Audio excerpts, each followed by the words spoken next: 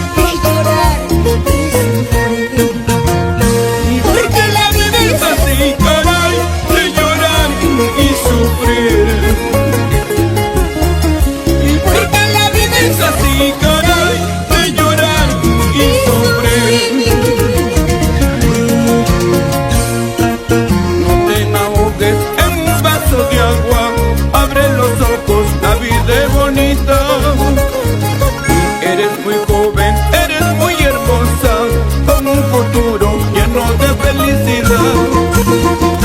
No te ahogues en un vaso de agua, abre los ojos, la vida es bonita. Eres muy joven, eres muy hermosa, con un futuro lleno de felicidad.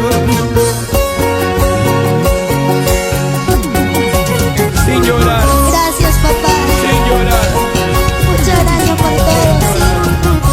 Yo quiero agradecerte por todo el cariño, por todo lo que me has brindado tantos años, desde muy pequeña.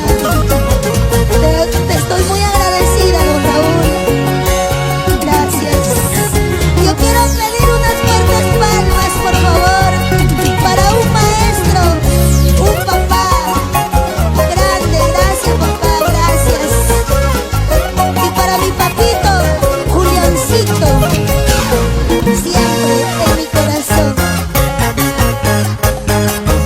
Y ahora sí nos bailamos un pasito. Rosita, ese zapateo como dice. Date una vuelta, vueltecita, date otra vuelta, vueltecita, una y otra, vueltecita, una y otra y otra, vueltecita. El maestro, el cantautor nacional, Raulito Alquilio. Nuestra gran Rosita de Espinar, Latina de América. Nuestra gran Qué bonito baila, don Raúl. A ver, ¿dónde están las chicas? ¡El grito fuerte! ¡Eso!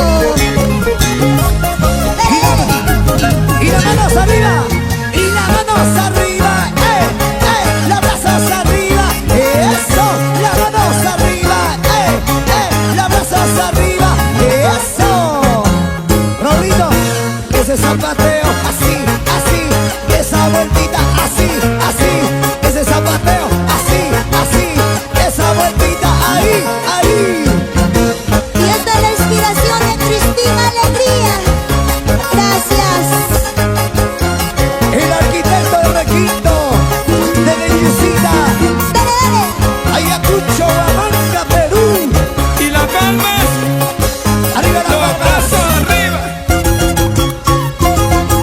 Ahí.